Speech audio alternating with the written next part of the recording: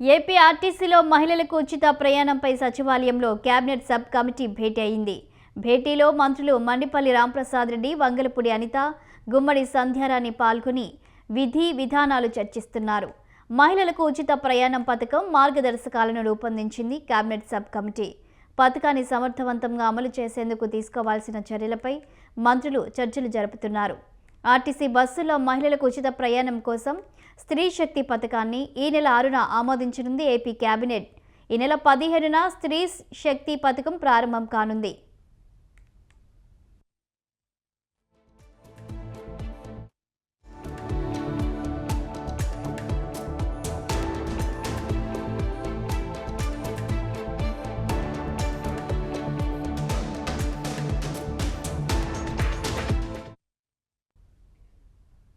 August 15 నుంచి RTC బస్సులో మహిళలకు ఉచిత ప్రయాణం అమలు చేస్తామని ఏపీ రవాణా శాఖ మంత్రి మండిపల్లి రాంప్రసాద్ రెడ్డి తెలిపారు.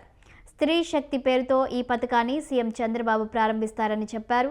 మహిళలకు ఉచిత బస్సు ప్రయాణం పథకం సమర్థంగా అమలు చేసేందుకు చర్యలు తీసుకుంటున్నామన్నారు. రాష్ట్రంలో ఎక్కడికైనా మహిళలు ఉచితంగా ప్రయాణించవచ్చని, Palle Velugu, ultra Palle Velugu, metro express, city ordinary express బస్సులో ఉచిత ప్రయాణం చేయొచ్చని స్పష్టం చేశారు.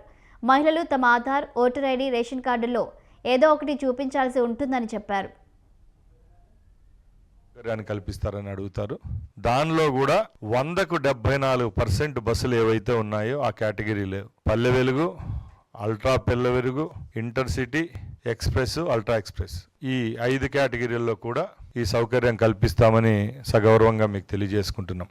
అలాగే ముఖ్యంగా ఏదన్నా ఒక కార్యక్రమం కానీ స్కీమ్ కానీ ప్రజలకు ఇచ్చేటప్పుడు చిత్తశుద్ధితో దాన్ని 100కి 100 న్యాయం జరిగే విధంగా ముందు ఏర్పాట్లు కూడా చేసుకోవాలి. చాలా మంది పాత్రికేయ మిత్రులు అయితేనేం, సోషల్ మీడియాలో అయితేనేం, అలాగే ప్రతిపక్షాలు అయితేనేం ఇన్ని రోజులు ఎందుకు డిలే చేశారని అడుగుతా రావడం జరిగింది. దానికి కూడా ఒకటే సమాధానం చెప్తాం. మా ముఖ్యమంత్రి వర్యులు ఏదైనా ఒక కార్యక్రమం చేపట్టేటప్పుడు ఆడంబరముగా కాకుండా మంచిగా, అంటే 100కి 100% చిత్తశుద్ధితో ట్రాన్స్పరెన్సీగా ఆ పథకాన్ని అమలు చేయాలనే ఒక సదుద్దేశంతోనే ఈ యొక్క స్కీమ్ యొక్క ముసాయిదాను కూడా తయారు చేయడం జరిగిందని తెలియజేసుకుంటున్నా. అలాగే ముఖ్యంగా ఈ రోజు ఈ స్కీమ్ విషయానికి వస్తే సుమారుగా 6,700 బస్సులు ఏవైతే ఉన్నాయో, అంటే 74% బస్సులు ఏవైతే ఉన్నాయో ఈ రాష్ట్రంలో అన్ని ఈ కేటగిరీలకు వస్తాయని చెప్పి